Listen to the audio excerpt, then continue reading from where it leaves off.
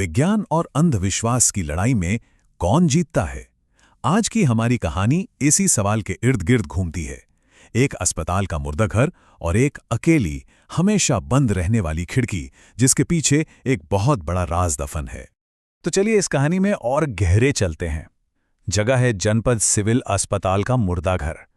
अब इस मुर्दा घर में 4 खिड़कियां तो हैं, लेकिन उनमें से एक ऐसी खिड़की है जिसे खोलने की सख्त मनाही है। मतलब उसे कभी भी किसी भी हाल में नहीं खोलना है। तो कहानी की शुरुआत होती है एक नई फॉरेंसिक स्पेशलिस्ट के आने से। एक ऐसी डॉक्टर जो जल्दी ही ये जानने वाली है कि कुछ नियम स्याही से नहीं बल्कि खून से लिखे जाते हैं। यह है डॉक्टर प्राची। लॉजिक और साइंस पर पूरा भरोसा। सालों की किताबी पढ़ाई के बाद ये उनकी पहली असली पोस्टिंग है और उनका मानना है कि दुनिया में ऐसा कुछ नहीं है जिसे साइंस समझा ना सके। और इनसे मिलिए, ये हैं रघुआ। पिछले 30 सालों से इसी मुर्दा घर में काम कर रहे हैं। समझिए, इस जगह की जीती जागती याददाश्त हैं। एक ऐसा आदमी जिसे तजुर्बे ने वो सब सिखाया है जो किताबों में नहीं मिलता। तो डॉक्टर प्राची के पहले ही दिन रघुआ उन्हें एक अजीब सी चेतावनी देता है। कहता है, मैडम, बाकी 3 खिड़कियां खोल सकती हैं आप, पर चौथी खिड़की को कभी मत छूना। अब डॉक्टर प्राची तो साइंस की स्टूडेंट हैं। उन्होंने इसे बस एक पुराना वहम समझकर अनसुना कर दिया। लेकिन एक बहुत ही काली रात में लिया गया एक छोटा सा लापरवाही भरा फैसला डॉक्टर प्राची के हर यकीन की नींव हिलाने वाला था।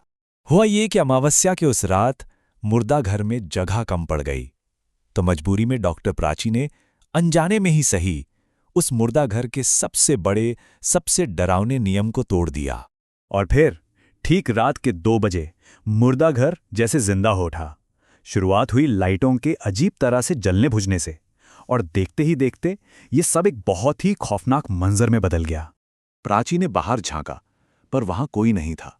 बस घने कोहरे में एक हल्की सी पीली रोशनी टिमटिमा रही थी, जैसे कोई अकेली मोमबत्ती जल रही हो। और तभी उन्हें रीढ़ की हड्डी में एक सिरन के साथ एहसास हुआ कि कोई उन्हें देख रहा है। अब प्राची बुरी तरह घबरा चुकी थी और उन्हें जवाब चाहिए थे। ये खिड़की का राज अब कोई कहानी नहीं थी, बल्कि एक असली खतरा था। एक ऐसा खतरा जिसका ताल्लुक एक बहुत ही दर्दनाक अतीत से था। तब रघुआ ने उन्हें उनसे पहले आए डॉक्टर जोशी के बारे में बताया। वो भी प्राची की तरह ही थे, इन सब बातों को नहीं मानते थे। और कुछ साल पहले इसी अविश्वास की वजह से उनकी बड़ी अजीब और खौफनाक मौत हुई थी। पूरी सच्चाई जानने के लिए प्राची सीधा अस्पताल के हेड डीन घोष के पास पहुंच गई, और डीन घोष ने ही इस पूरी भूतिया कहानी की जड़ के बारे में बताया। उन्होंने एक बहुत ही दिल दहला देने वाले केस के बारे में बताया। एक छोटी बच्ची जिसका नाम था निधि, उसकी बेरहमी से हत्या कर दी गई थी, और उसका शरीर इतना खराब हो चुका था कि इसके अपने घरवाले भी इसे पहचान नहीं पाए। और यहीं पर सबसे जरूरी बात सामने आती है। उस बच्ची के शरीर का अंतिम संस्कार नहीं हुआ था। उसे बिना किसी रीति रिवाज के ठीक उसी खिड़की के नीचे वाली टेबल पे छोड़ दिया गया था। तो ये तो थी अतीत की बात। अब कहानी वापस आज में लौटती है, जहां अस्पताल का एक और कर्मचारी ठीक डॉक्टर जोशी वाली गलती दोहराने वाला था। लेकिन इस बार नतीजा और भी जल्दी और भयानक होने वाला था।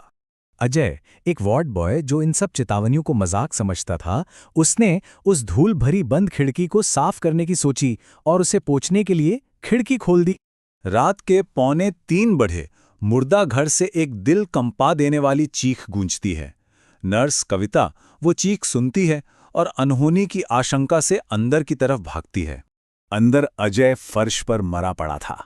उसका चेहरा सफेद पड़ चुका था और आंखें ठीक उसी खौफ से फटी हुई थीं जिसने डॉक्टर जोशी की जान ली थी। और बस एक पल के लिए कविता को खिड़की के पास लाल साड़ी में एक साया नजर आया, जो पलक झपकते ही गायब हो गया। इस घटना के बाद डॉक्टर प्राची को यकीन हो गया कि खतरा असली है। अब वो एक इन्वेस्टिगेटर से बढ़कर कुछ बनने वाली थीं। वो समझ चुकी थीं कि उस आत्मा से लड़ने की जरूरत नहीं है, बल्कि उसे समझने की जरूरत है। तो अगली अमावस्या की रात एक अनुष्ठान रखा गया। लेकिन यह अनुष्ठान आत्मा को भगाने के लिए नहीं, बल्कि उससे बात करने के लिए था, उसकी कहानी जानने के लिए था।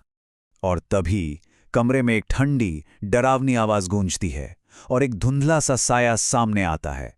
ये निधि थी, लेकिन वो बदला नहीं चाहती थी, वो बस शांति चाहती थी। तो अब हल सिर्फ पूजा पाठ से नहीं निकलना था, असली दुनिया में एक्शन लेना जरूरी था। प्राची ने निधि की आत्मा से एक वादा किया और इस वादे को पूरा करने के लिए उन्होंने साइंस का ही सहारा लिया। डॉक्टर प्राची ने अपनी फॉरेंसिक स्किल्स का इस्तेमाल किया और वो कर दिखाया जो 8 सालों से कोई नहीं कर पाया था। उन्होंने निधि के परिवार को ढूंढ निकाला और 1 हफ्ते बाद निधि का अंतिम संस्कार पूरे रीति रिवाज के साथ किया गया। कहते हैं उसी रात वो शापित खिड़की अपने आप बंद हो गई और उस मुर्दा घर में सालों बाद एक अजीब सी गहरी शांति छा गई। जो खिड़की कभी मौत का दरवाजा थी, वो अब इंसाफ की एक निशानी बन चुकी थी। तो ये कहानी शायद यही बताती है कि कुछ आत्माएं हमें डराने नहीं आती, वो तो बस मदद मांगने आती हैं, अपनी अधूरी कहानी पूरी करवाने आती हैं। और ये कहानी हमें एक आखिरी सवाल के साथ छोड़ जाती है, क्या किसी आत्मा की आखिरी मुक्ति सिर्फ इंसाफ से ही मुमकिन है?